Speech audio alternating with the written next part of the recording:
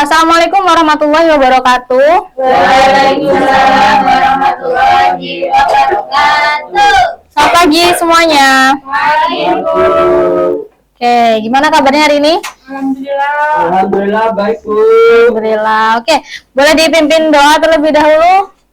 Oke. Berdoa mulai. Selesai. Oke, tadi habis pelajaran apa?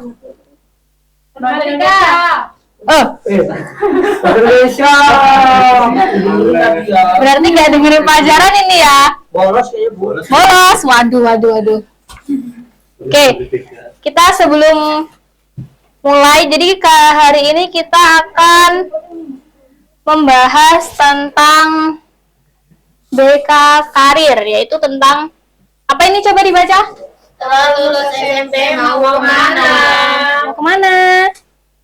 Tahu mau kemana? Oke, karena tadi habis belajar bahasa Indonesia, sekarang kita speaking dulu. Oke. Boleh. Boleh berdiri? Boleh. Oke. Biar fokus ya. Oke. Speakingnya kayak gini. Nanti kalian ikutin ibu ya. Iya, Bu. Saya tahu, sadar, siap melakukan. Tahu? Saya tahu, sadar, siap melakukan. Bisa? Oke, jadi saya tahu, sadar, siap melakukan. Saya tahu, sadar, siap melakukan. Saya tahu, sadar, siap sadar. Saya tahu, sadar, siap melakukan. Bisa nggak? Oke, kita coba sekali ya. Tapi yang kompak. 1, 2, 3. Saya tahu, saya siap melakukan. Saya tahu, sadar, siap melakukan. Saya tahu, sadar, siap sadar. Saya tahu, sadar, siap melakukan. Oke, boleh duduk lagi. Nanti kita breaking lagi biar lebih fokus. Sekarang nggak apa-apa, sebentar dulu. Kita akan membahas tentang setelah lulus SMP mau kemana. Di sini ada yang udah tahu setelah lulus SMP nanti mau melanjutkan sekolah kemana? Udah. Kemana? SMA, Bu. SMA, bener sekali. Oke, kita lihat dulu materinya. Tips memilih sekolah lanjutan setelah SMP atau MTS.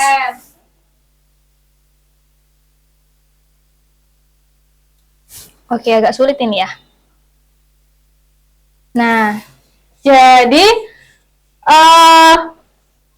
satuan pendidikan pada jenjang pendidikan menengah merupakan jenjang pendidikan sebagai lanjutan jenjang pendidikan dasar. Jadi SMP atau MTS dan SMA atau SMK, MA dan sebagainya itu merupakan jenjang pendidikan menengah. Jadi lebih atas dari jenjang pendidikan pertama yaitu sekolah dasar. Baru setelah itu sekolah menengah pertama dan sekolah menengah atas. Nah, jadi menurut Kementerian Pendidikan itu ada beberapa satuan pendidikan menengah, yaitu ada yang pertama ada SMA, terus ada kelihatan nggak?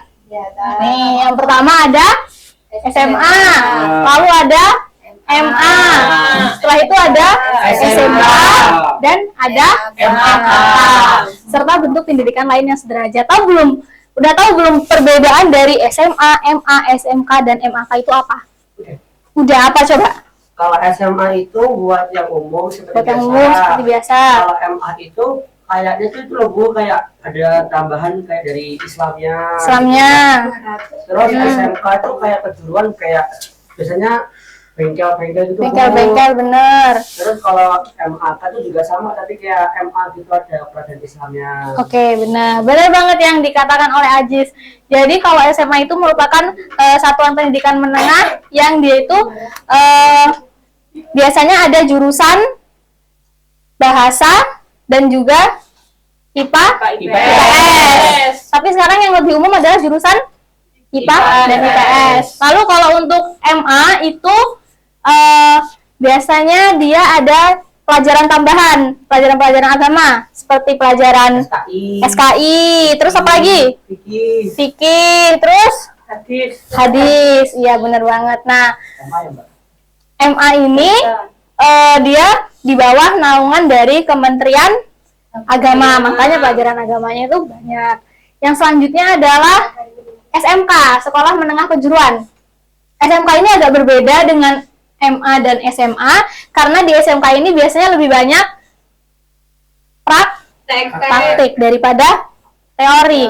Jadi biasanya SMK ini direkomendasikan untuk anak-anak yang setelah lulus sekolah menengah atas itu langsung mau bekerja ya. Tapi dari SMK mau melanjutkan kuliah juga bisa, tetapi kalau mau langsung melanjutkan untuk bekerja lebih direkomendasikan untuk masuk di SMK karena di situ nanti kita langsung terjun nih. Misalnya si Ningsih mau jadi apoteker, biasanya di SMK juga ada jurusan farmasi. Nah, nanti bisa ya di situ dipelajari tentang cara-cara meracik obat dan lain sebagainya. Yang selanjutnya adalah Madrasah Aliyah Kejuruan. Jadi Madrasah Aliyah Kejuruan ini adalah gabungan dari MA dengan SMK. Jadi Madrasah Aliyah yang basicnya adalah pendidikan agama ditambah ada kejuruannya. Oke, seperti itu. Nah, selanjutnya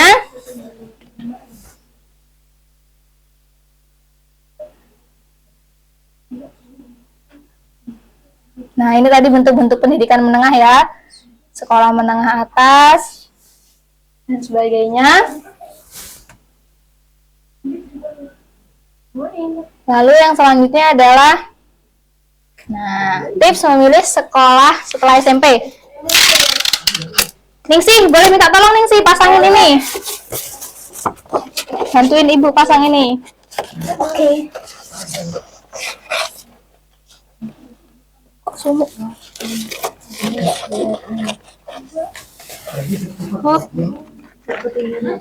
Enggak, kan tinggi-tinggi anak-anak.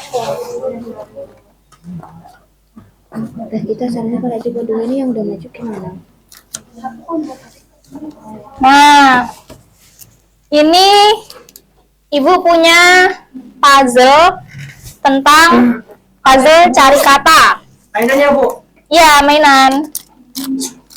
Nah, nanti di sini ada kata-kata yang mana itu isinya adalah tips-tips untuk memilih sekolah lanjutan. Siapa yang mau maju? Aku. Yo. Apa sih Nyan? Tapi dari ngantuk katanya Bu. Isi ngantuk berarti habis ini maju.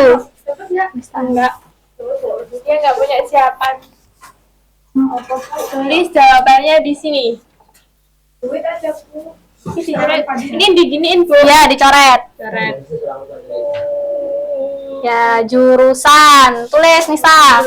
Jurusan yang kenapa kok jurusan ini menjadi pertimbangan untuk memilih sekolah lanjutan, Nisa? Ya kalau kita nggak punya jurusan, nggak punya tujuan, ya nanti kita ke depannya nggak bisa Bu. Oke, benar. Selanjutnya ada apa lagi? Siapa yang maju? Ningsih.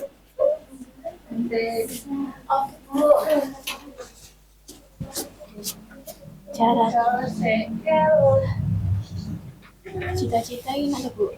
Ya, boleh cita-cita. Cita-cita, tulis di sini cita-cita. Gitu. Kenapa kok cita-cita menjadi pertimbangan Ningsih untuk memilih sekolah jurusan menengah selanjutnya? Karena nanti pengen cita-cita sekolahnya itu bisa mewujudkan cita-citanya Bu. Oke, benar.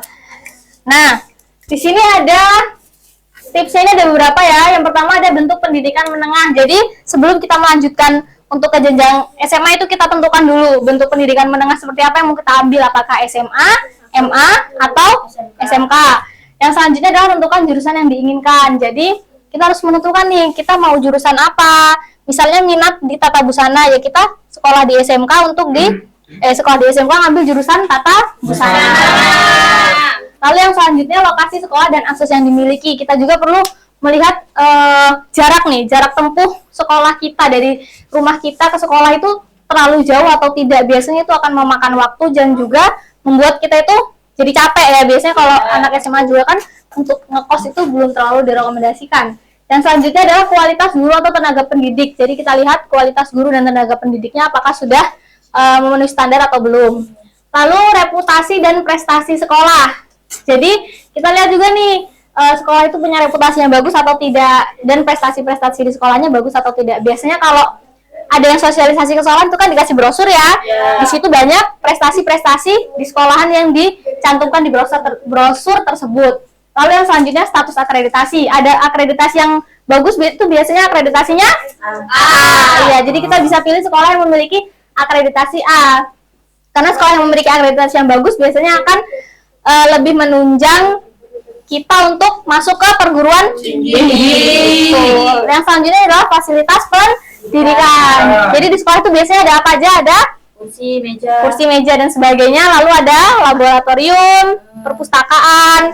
Atau kalau di SMK, kita pilih SMK itu kita cari yang memang semuanya sudah memadai untuk di jurusan-jurusan tersebut. Jadi kita harus perhatikan juga fasilitas-fasilitas pendidikan yang dimiliki oleh sekolah. Yang selanjutnya adalah keterserapan pada alumni pada perguruan tinggi atau dunia kerja. Ini juga perlu dilihat ya teman-teman. Biasanya kalau yang lulus, jadi SMA yang bagus itu lulusannya banyak diterima di universitas-universitas yang bagus, atau kalau sekolah di SMK dia akan dapat kerjaan di tempat-tempat yang bagus juga. Yang selanjutnya adalah biaya. Nah ini juga menjadi poin penting yang perlu diperhatikan. Karena kenapa kok kita perlu memperhatikan biaya ini? Karena ini menunjang ke depannya, Bu. Benar banget. Kalau kita biayanya kurang nanti Itu di tengah jalan juga. Ya bisa, bener banget. Kita bisa cari biaya sekolah yang itu bisa kemampuannya orang tua itu membiayai kita itu di mana. Selanjutnya yaitu berdiskusi dengan guru atau guru BK. Ini adalah solusi terakhir ketika anak-anak semua kebingungan untuk memilih sekolah. Jadi nanti kalian bisa konsultasi dengan dan berdiskusi dengan guru BK. Nanti boleh tanya-tanya sama guru BK-nya. Terus nanti kan kita bisa tes minat bakat dan sebagainya untuk mengetahui kira-kira kita di jurusan apa sih cocoknya atau di sekolah apa. Oke? Itu.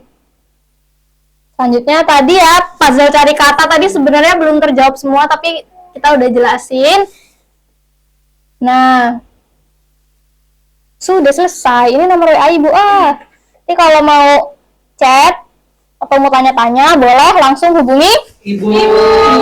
Nanti ini linknya akan Ibu share ke wali kelas ya, nanti supaya wali kelasnya menyampaikan ke grup kelas. Oke, Bu. Ada yang mau ditanyakan? Cukup. Bikin grup sama Ibu? Ya. Oh, boleh, nanti kita bikin. Nah, ini nanti kan setelah mengikuti layanan ini, Ibu pengen kalian mengisi ini untuk mengetahui seberapa paham sih dengan layanan yang telah Ibu berikan. Dan juga perasaan kalian ini setelah mengikuti layanan Ibu itu seperti apa? Geser Mbak Nisa. Oke. Nah ya, silakan diisi. Waktunya nggak lama-lama, 2 menit aja cukup. Pinjem pulpen. Kalau udah satu orang kumpulin ke sini. Anissa Yoga. Ayo. Anissa Yoga.